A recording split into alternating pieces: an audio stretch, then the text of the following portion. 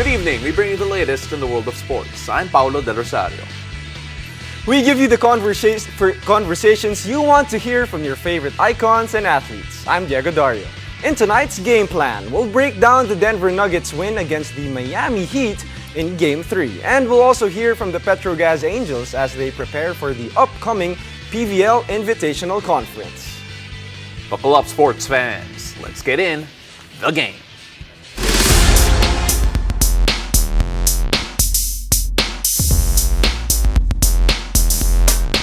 Well, the NBA Finals are going back up the Rockies as the Denver Nuggets take game number 3 against the Miami Heat 109-94. Joining us to break down the Nuggets win is NBA hype host Mikey Reyes and NBA Philippines All-Star analyst Coach Willie Wilson. Ooh, Mikey. I like this duo. Yeah, there's a little dance going on there too. Even the fit too. Hey, the dance matches the shirt. Yeah. I admit that. It's a little party. It's a little party Not for happy, sure. talo kami. Pero just for, I remember watching that game in that first quarter thinking that, okay, Miami Heat off to a relatively good start. But then that second half happens. Jamal Murray, Nikola Jokic, Braun, how you should say his last name, really showed Mikey out. covered it. Mikey, He should know how you Brown. should pronounce it. Third quarter ko na nalaman na Brown pala yun. But man, he stepped up. He stepped up big time. And Nikola Jokic, every time he plays, the more he plays, the more you figure out how can you solve this problem. Yeah. Like the more you notice that he's a once in a generation talent, and parang 40, alam mo yung nagpapapawis lang. Tapos yung mga kalaban niya, yung mga bata. Ganun siya kagaling ngayon. Coach Willie, I mean, as a coach, I want to pick your brain. What adjustments did you see from the Denver Nuggets? Of course, as Pao mentioned, close no first half, but in the second half, Denver just really pulled away. Well, as you see, it's kind of, they asked that question to Spoelstra. Are you really trying to make Jokic do all the scoring? Yeah. Denver did the same thing to the Miami Heat. Is Coach Mike Malone, trying to make Butler and Bam do all the scoring? Because as you saw, all the supporting cast, they were a no-show today. It was the Bam and Jimmy show, but they need more than that. And I think that right there was by design by Coach Malone to just make it the Bam and Jimmy show. We're seeing something spectacular in almost every win so far this final series. In game number 2, the Miami Heat shot the 3 balls incredibly well. This time, we saw the first ever triple-double by 2 players on the same team in the Denver Nuggets, Jamal Murray and Nikola Jokic. Right there. History makers, both of them. What do you make of their performance? And is that something that Denver could hope to replicate further down the series? I mean, they can hope to replicate that, but will it be replicated? I highly doubt that it will, because again, this is the first time ever in history. I'm not just talking about the finals. I'm talking about in the history of the NBA. We have never seen this ever done before. I highly doubt that we're ever going to see it again. Ni Scotty tsaka ni Justin Brown. Ibang liga na.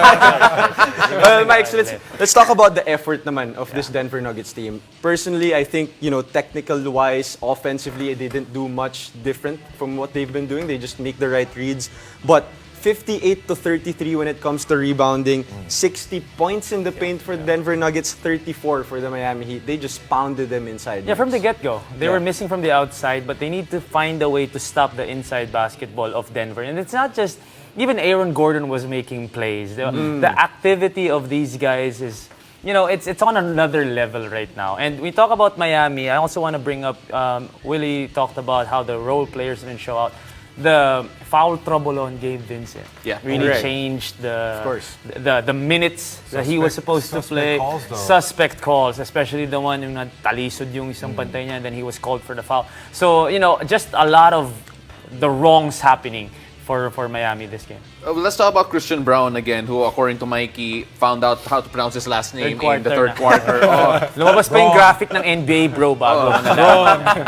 But I own some of those products. Yeah, I guess. Yeah, but Coach, when you take a look at what Christian Braun's did, again, a rookie coming up, and he probably was not in the scouting report as extensively as the other guys for the Denver Nuggets. Just how much of a big boost is it that they all of a sudden have another weapon here in terms of Christian Braun coming off the bench? No, I like that you were very specific about the scouting report extensively. Yes, definitely not. But if you saw him back at Kansas, this is no surprise. He is a big-time player. And again, he has, in my opinion, supplanted Michael Porter Jr. As we saw the minutes dwindling for Michael Porter Jr. because he just kept on deciding, you know what, I'm just going to jack shots up from the three. But Brown, able to fill in what they needed in Denver, slashing to the basket, finishing strong at the cup, and then making key defensive plays. Would you start Christian Brown over Michael Porter Jr.? Mikey, go. Shoot first ako eh. MPJ all day. MPJ. No, but Christian Brown, being 22, bright future for him. I think he's going to be a problem when he gets better because Denver will have to make a decision if you want to keep him, pay him, or be able to, like an Austin Reeves, parang ngayon nangyayari kay Christian. I think we have an excuse to not say his last name correctly because he's still a rookie, but with how he's playing, we have no excuse right now. Coach Willie, actually, if you remember, in Game 2, Christian Brown was the one who had defensive lapses in the late game of that game, which allowed Duncan Robinson to have 10 straight points in the fourth. How important is it for a coach to still give the confidence, especially to a young guy like Brown, to play this well in Game 3? I mean, I could speak for myself knowing that as a rookie in my PBA career, when I made a mistake, You made a mistake. I made lots of mistakes. Tim Cohn benched me, and I probably did not see the floor again. Had he put me back in, and again, this is the greatest coach of all time in the Philippines. I am not going to second guess any decisions he's made, but it would have definitely boosted my confidence. And then, of course, you don't repeat those mistakes. And as we saw today, he made up for all the lapses that he had last game. Well, Christian Brown is just one of the factors here for the Denver Nuggets. He was arguably the X factor in the second half, though. Mikey, take a look at what happened to the guys that weren't there for the Miami Heat, particularly scoring-wise. Again, Caleb being the only one with 10 points as the third scorer here for the Miami Heat. Also, their field goal percentage dropped from 48% to 37% in game number 3. How do the bench get back into this game, this series? Because if they split this series again, it's still anyone's ballgame. Oh, for sure. And I think with them, they just shouldn't stop being aggressive. It's easy when they were winning and then they were playing well. Now the question is, can you still keep up with that kind of mentality to shoot, to let it fly, especially knowing that this is... So I think Strus, Gabe Vincent, I think Gabe Vincent, I just really believe that this is the foul trouble that got him off rhythm. Also, Kevin Love hit 1 3-pointer that I was like, okay, this may be the start, and then he misses 2 straight. But these guys, especially Kevin Love, they know what to do. They've been doing this for all their lives. Even though this is the finals already, at the end of the day, it's basketball. So as long as they keep up that mentality that I'm part of the rotation and I'm gonna have to jack up shots because that's my role, then they'll be fine. And Coach Willie, jumping to that point, their trend has been if these role players play well, Miami wins. I mean, but if they don't play well, they lose the ball game. So do they just expect and hope that these Duncan Robinson, Max Strus would hit the 3-pointers and put pressure on that defense? Well, definitely that would give them their best chance to win. Again, they shot almost 50% from 3 in Game 2 and still only won by 3 points. Right. I am still a firm believer in Denver having the best player on the court, but the best player in the NBA, and I'm going to go out on a limb and say that makes them the favorites. Right. And I don't think that Miami wins another game, in my opinion. And Mikey, lastly here for Denver naman, Miami tried to make Jokic a score, as Coach Willie mentioned, but Denver's answers was like, we'll just play 2-man game with Murray, Jokic the whole time and not make Jokic go 1-on-1. Just try to make it, stop it. How do you stop that 2-man game? Why are you asking me, bro? You're asking me of all people how to stop the 2-man game. But don't let him arrive. Don't let Jokic, even Spoelstra was talking about it during the interview. They're not trying to make Jokic a scorer. They're not trying to make him a passer. At the end of it, they're just trying to stop the guy and contain the guy. He didn't have assists because his teammates weren't making shots. But today they were making shots, so the assists were there. So how do you stop? Maybe let's ask Coach Willie. Coach Willie. No, like I said, man, I'm first of all on the way to the gym. I'm putting up barricades on the road. I'm jacking the traffic up. Oh, we got a fender bender here, over there. Bro, joke. That's the only. First time I covered a guy like him, and sometimes you don't even call it anymore. You just laugh. Yeah. What can you do? Yeah, what can you do? Again, those two guys were amazing. Again, historic triple-double for the both of them. Jamal Murray, Nikola Jokic, first ever triple-doubles for two teammates in a final series. And let's see whether or not that magic is still in them. Coach Woody, Mikey, really appreciate your time sharing about the NBA. And hopefully we get to talk more soon. And you just made a prediction there, Denver in 5. Ooh. So let's see whether or not that comes true. Thank you, guys. And after the break, we'll shift to volleyball as we hear from the newest Petro Gazz Angel in the PVL Invitational Conference. Stay tuned. You're watching The Game.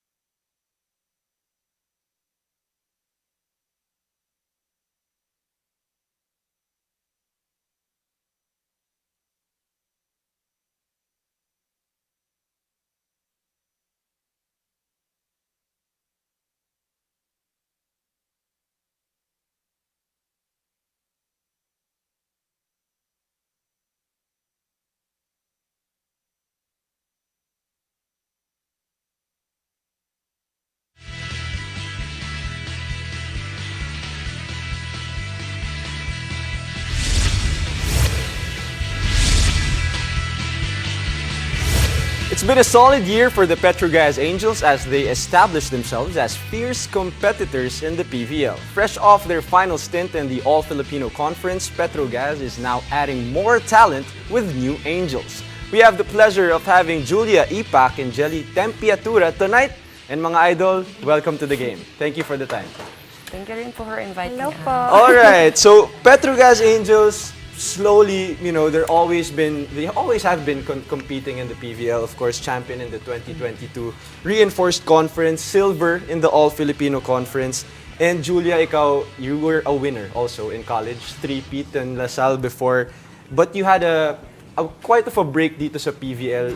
What made you decide to go back and choose Petro Gazz as the team sa PVL? First kasi, di ba, 1 year yung difference bago ulit ako makapaglaro. So, I experienced a lot, like, hindi kasi same yung work. Yung work like office work sa sports.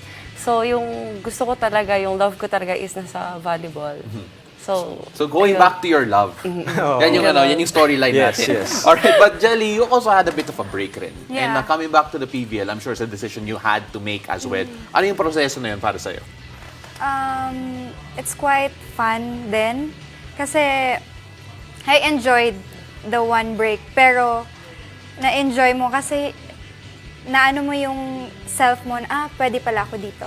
Yung ganon. Parang may na-discover ka na new about yourself.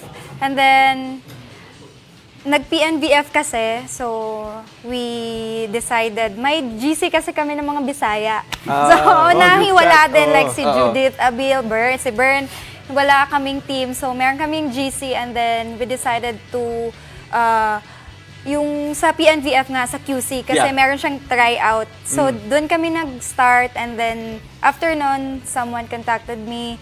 And then, yun na, nag-PVL na. Yeah. And kamusta yun, yung buong tryout na yun? I mean, usually, in the pro level, usually, they get players. But, for a tryout, how was that like? Marami ba kayo doon sa tryout na yun?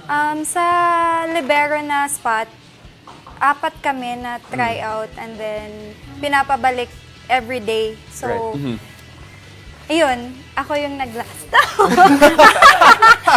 Okay, no, tama naman. You did. Talaga yung mag-last Oo. doon. Pero, the same thing happened to you, Julia, in the sense that you had to also try out for a spot dito sa Petro Gazz. And yung position mo, position of need. Because it's no surprise, si MJ Phillips was drafted by the Korean V-League. So all of a sudden, there is now room sa Petro Gazz for your position. Kamusta naman yung proseso mo and yung process ng tryout for you? Siyempre, nakaka-pressure din kasi malaking tao si MJ, magaling talaga siya. So yung position na may iwan, so parang kami, it's either first six or second six, talagang malaking pressure. Of course. And you last played for Bali Pure in 2022. So you mentioned that sort of a break, and as an athlete, parang hindi mo rin yun you can't replicate the in-season training or if you're in a team compared to yung nagte-training ka lang mag-isa, right? Because sometimes twice a day training, the real games are super different from your own training. Yung break na yun, paano ka nag-prepare and nag-ready to, still be fit for pro-level volleyball? So, may mga tao kasing nag-i-invite sa amin sa iba't ibang province, like sa Cebu, ganyan. Or kaya, before ako pumasok dito sa Petro Gazz, nakikitraining na ako doon sa high school coach ko. Okay. So at least making sure you kept fit. And ikaw naman, Jelly, the last time you played was for Perla's 2021 bubble. I'm not going to ask whether or not na-miss mo yung bubble. Yung bubble Hindi experience. nakakamiss yung bubble. Any bubble Okay, experience. sige. Namin balikan. Alright. If you all say so. Pero again, it's a bit of a gap, 2021 to 2023. Keeping yourself fit, mentally, physically, for yung dadaanan nyo in the next season, how did you do it? Sa bahay kasi, nagtitrain talaga ako. Parang I work out and then nagzuzumba. Zumba. Sa bahay rin? O? Yeah, sa Wow, bahay. okay. Sa bahay, yeah. Cross-training. Cross-training, mag-zumba ka? Post mo TikTok. TikTok, of course. TikTok. And then, yun, piniprepare ko lang din yung self ko na what if may mag-contact, diba? Same din sa Petro Gazz. So, ready ako na mag-show up kung anong ano. So, masasabi mo ba yung endurance mo for next season built by Zumba? Pwede. Pero ngayon iba na. Sa ano na, 10 sprints na 2 sets. Tuloy-tuloy. 3 sets. Tuloy-tuloy na. Alright, Julia, so of course sa Petro Gazz, you have veterans also. Yeah. Leaders in the team like, Aiza Maizo Pontillas, Gretchen Soltones, and nagpa-practice na kayo with them. Ano yung mga natututunan nyo sa kanila? Of course, tagal na nila sa volleyball. Their experience, really helped them, of course, win in the Invitational Conference before. Well, yung literal na sipag, tapos yung talagang kailangan mo mag-double time kahit sobrang fit ka na, ganon. Yun yung nakikita ko sa kanila, then connections talaga. Yun yung importante since we are a team sports. Yun. Chemistry talaga within the teammates. True. And Jelly, very competitive yung Petro Gazz, especially in the last season. You take a look at you coming into yung situation na yun and building chemistry with yung mga veterano. How have you and Julia built that connection so far? Sa team kasi, sa Petro Gazz, very matured talaga sila. And hindi ko na feel na I'm a new one. So, ang galing lang kasi yun nga, very matured sila and then grabe sila sa training, sa game, and nakaka-inspire din sila. Kaya kami din nagdo-double time kasi nakikita namin yung mga ate namin na they're working so much. Oh, and of course, Julia, you're the new face in the team. You've won in the college level and now you're trying to win in the pros as well. Ano yung mga message mo naman sa mga fans? Ano yung ma-expect from you and from the whole Petro Gazz team sa upcoming PVL? Well, same pa rin naman po. Magaling talaga yung Petro Gazz. So, more on, like, ganun pa rin, gel na gel. Gel talaga ang Petro Gazz before pa. Gel kasi si Jelly nandun. Ganun ba yun? Approve ako dyan. Okay, sa joke na yan. Okay. But girls, congratulations again for being able to wear the Petro Gazz shirt, and we can't wait to see you on the Taraflex and hopefully give a good run in the next season of the PVL. Maraming salamat. Thank you, Thank mga you idol. din po. So after the break, We'll talk about the potential future of superstar guards Chris Paul and Damian Lillard in the NBA. Stay tuned. You're watching The Game.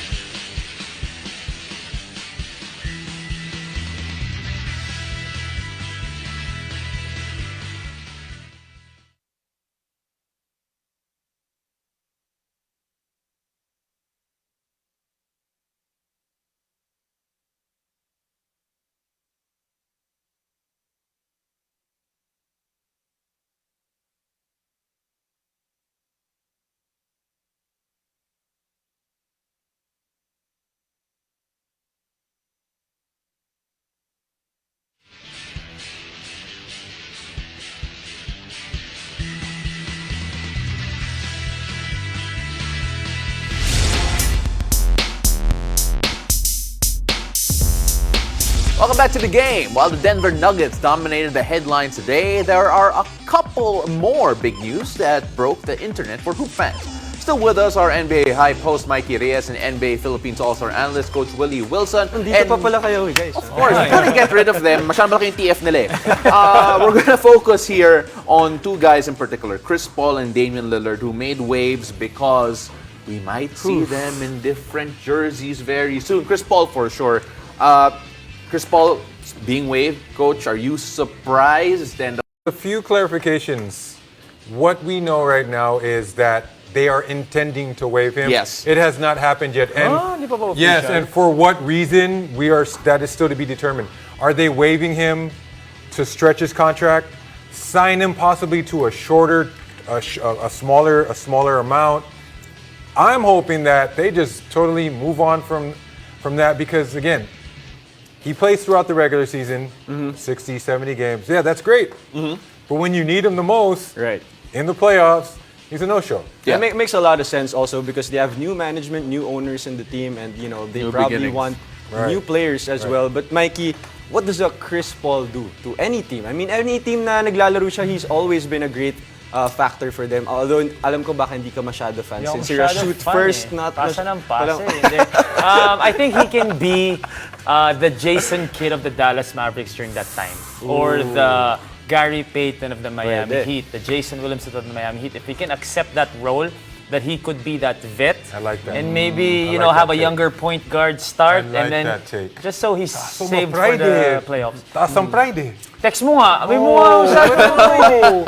Pero if he moves on to that role, then maybe he can play for a Ito, contender. Mike's yung next player na pag-uusapan Ayan, gusto natin. ko yan. Shoot first. Shoot first. Okay, Oh. no, Shoot only. lang Shoot as only. in, shoot only. Shoot only. Damian Wherever. Lillard. And shoot from far. yes, wherever. Mike's, Damian Lillard, in an interview in a podcast, sinabi niya that he would like Joke lang naman ata to yun eh. end up in Miami or Brooklyn. CJ McCollum also said he would bet that that's the last that you've seen from Damian Lillard. In Portland. Ooh, in Portland. Eh, best friends yung dalawang yan, Oo Mike's. nga. Your reactions to all of this? Wow. For me, sorry, I know we're all big fans, but he can't win a Sorry, chip. Dex. I'm a Dame can't- fan. Wherever he's gonna be. Portland fan. But I just believe he can't win a chip if he was the first guy. He's turned into a Portland He fan. cannot win a chip if he's the first guy. He has to be the second guy. He has to be the second Do you think the same way? Man, I hate to say it, Diego, but no, I agree. He just doesn't have that Steph factor. It's iba talaga. He can't do it at his age also. Do you feel that that's the case, that his prime might not be there CP and anymore? Maybe the Dame. 60, And what the team, 60-point games medyo baka mag-dwindle down na. But for sure, you can still score 30, 40, but the 60 points? As your main star? No, not the main star. Definitely not the main star. All right. Meralco ba may import na? Wala, pwede. Baka Pwede, no? I would love that. Pero all day long. Thank you. All right, thank you. Appreciate you guys. And of course, speaking of hoops, the FIBA World Cup is coming to Manila, and nothing beats watching the games live and in person. Buy your single-day pass and get access to 2 live games of the FIBA Basketball World Cup for as low as 999 pesos. Head to philippines.worldcup.basketball for more information ticket types, seat information, and other special offers. Be a part of Philippine basketball history and buy your tickets today. And that's it for tonight. Thank you for joining us. I'm Diego Doria. Catch us weeknights here on One News, One Sports, and One Sports Plus. I'm Paulo De Rosario, and this has been The Game.